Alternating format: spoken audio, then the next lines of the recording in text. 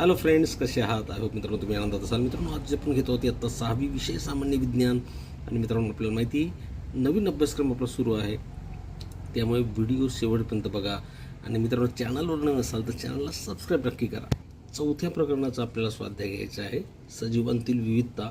अतिशय सुंदर असं हे चॅप्टर आहे, अतिशय खूपच छान असं माहिती आपल्याला दिली आहे आणि त्याचा स्वाध्यायसुद्धा आपल्याला पूर्ण सोडवायचा आहे, त्यामुळे व्हिडिओ शेवटपर्यंत बघा.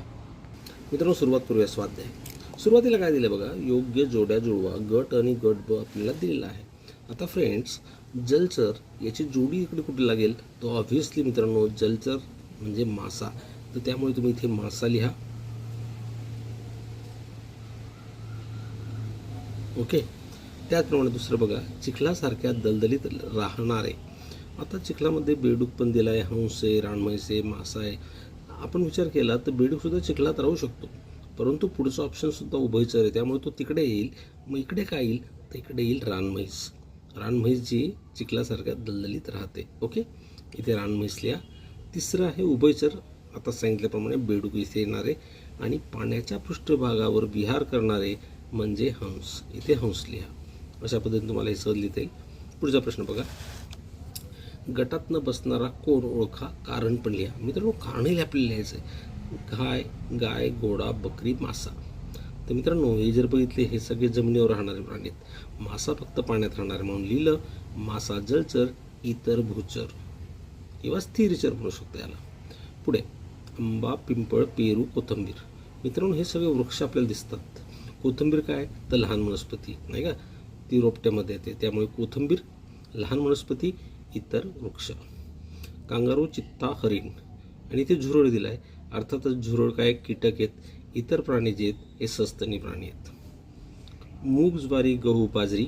मूग मित्रांनो कडधान्यामध्ये मोडतं आणि हे सर्व ज्वारी, गहू, बाजरी काय आहेत, हे तृणधान्य आहेत. पुढचा प्रश्न तो तुमचा अतिशय आवडता, सत्य असत्य तो लिहा.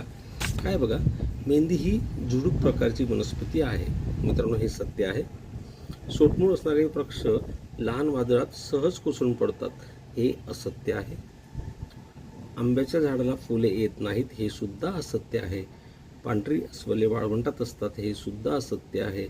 काही जातीचे साप उभयचर असतात, हे मात्र सत्य. खूप कमी जातीचे आहेत, कारण की ते पाण्यातही राहतात आणि जमिनीवर पण राहतात. ओके फ्रेंड्स, पुढे आता मित्रांनो, पहिल्या जोडीतील संबंध पाहून दुसऱ्या जोडीतील संबंध लिहा.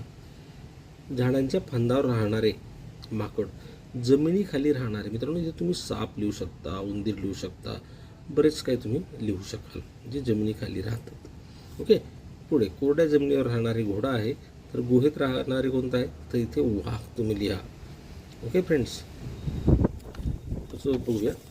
आता काय दिलं आहे बघा, पुढील चित्रे नीट पहा, त्यावरून वनस्पतीविषयी कोणती माहिती समजते, सगळे मुद्दे नोंदवहीत लिहा. आता फ्रेंड्स, इथे मुद्दे मी इथेच लिहिले, तुम्हाला दाखवतो. आपल्याला 4 मुद्दे लिहिता येतील. पहिला मुद्दा काय बघा, इकडची जी वनस्पती आहे ही आपल्याला मोठी दिसते, म्हणजे ही मोठी वनस्पती. इकडची जी आहे ती मित्रांनो लहान दिसते, लहान वनस्पती. हे आपल्याला दिसतं आहे. इथे बघा मित्रांनो, फांद्या आहेत, खोड आहे, पानं आहेत. खोड, फांद्या, पाने आहेत. इकडे मात्र बघितलं तर बारीक आणि लांब पाने आहेत. तिसरं बघा, मुळे जमिनी खोलवर गेलीत. आता ही जी जमीन पकडली तर इथे खोलवर मुळं गेलीत, मात्र इकडे जर बघितली तर मुळे जमिनीच्या वरच्या थरात पसरलीत, वरच्या वरती इथे. मग त्यामुळे आपल्याला हे कळतं, हे सोटमूळ आहे. इथे सोटमूळ लिहिलं. आणि हे मित्रांनो हे तंतुमूळ आहे, हे आपण इथे लिहिलं. अशा पद्धतीने सगळे मुद्दे नोंदवहीत नोंद करायला सांगितलेत, म्हणजे तुमच्या वहीत ती लिहून काढा. मित्रांनो, जर पुढे जात असू तर आपण तुम्ही स्क्रीनशॉट काढून हे तुमच्या वहीत लिहू शकतात. आता पुढचा प्रश्न बघा, काय, तुळस ही वनस्पती वृक्ष, झुडूप की आहे की रोपटे, हे ठरवण्यासाठी आपण कोणकोणती वैशिष्ट्ये विचारात घेऊ शकतो. आता याचं उत्तर थोडं मोठं लिहावं लागेल नाही का, त्यामुळे आपण ते वहीत बघूया. तर मित्रांनो, उत्तर कसं लिहिता येईल बघा, तुळस ही वनस्पती नेमकी कशात मोडते हे ठरवण्यासाठी आपण पुढील वैशिष्ट्ये विचारात घेऊ. आता ही वैशिष्ट्ये विचारात घेतली आपण. तुळसची उंची, खोडाचा प्रकार, फांद्यांची रचना, आयुष्यकाल, आकार या वैशिष्ट्यावरून तुळस ही झुडूप प्रकारची वनस्पती आहे हे कळते किंवा समजते. असं याचं उत्तर लिहिलं की तुम्हाला पैकीच्या पैकी मार्क मिळतील. पुढचा प्रश्न बघूया. एक बीजपत्री वनस्पती आणि द्विबीजपत्री वनस्पती यातील फरक स्पष्ट करा. आता एक बीजपत्री आपण या बाजूला लिहूया, द्विबीजपत्री आपण या बाजूला लिहूया. काय होतं बघा, एका बीजात एक बीजपत्र असते, फरक एका बीजात दोन बीजपत्रे असतात. दुसरं, तंतुमय मुळे असतात, सोटमूळ असते. तिसरा, पानात समांतर शिराविन्यास असतो आणि इकडे पानात जाळीदार शिराविन्यास असतो. याचं उदाहरण देऊन टाका. एक गहू आणि ज्वारी हे एक बीजपत्री आहेत, हरभरा आणि मूग काय तर हे द्विबीजपत्री वनस्पती आहेत.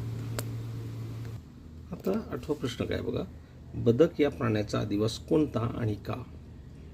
बघूया मित्रांनो, बदकाचा अधिवास जलाशय आहे, कारण बदकाला पोहता येते व तो तलाव, नदी, सरोवर अशा जलाशयातून तो अन्न मिळवतो. तसेच तो जमिनीवरही राहू शकतो. हे आपल्याला याचं उत्तर लिहिता येईल. आता शेवटचा प्रश्न काय दिला बघा, तुमच्या परिसरातील किमान 5 प्राण्यांचे निरीक्षण करा आणि त्यांचा अधिवास निश्चित करा.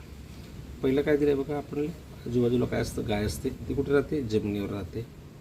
कुत्रा जमिनीवर राहतो. मासा पाण्यात राहतो. चिमणी जी आहे मित्रांनो, झाडे लिहू शकतो किंवा झाडांवर घरट असतं त्यामुळे घरटही लिहू शकतो. आणि बेडूक जर बघितलं, त्याचा अधिवास दोन्ही ठिकाणी म्हणजे जमिनीत पण आहे आणि पाण्यात पण आहे. असे तुम्ही इतर प्राण्यांचं सुद्धा लिहू शकाल. आय होप मित्रांनो तुम्हाला हा व्हिडिओ आवडला असेल. पुढच्या व्हिडिओसाठी त्या ठिकाणी सुद्धा व्हिडिओ बनवलेत, ते पाहण्यासाठी मित्रांनो चॅनल सबस्क्राईब करा, शेअर करा. Take care, bye.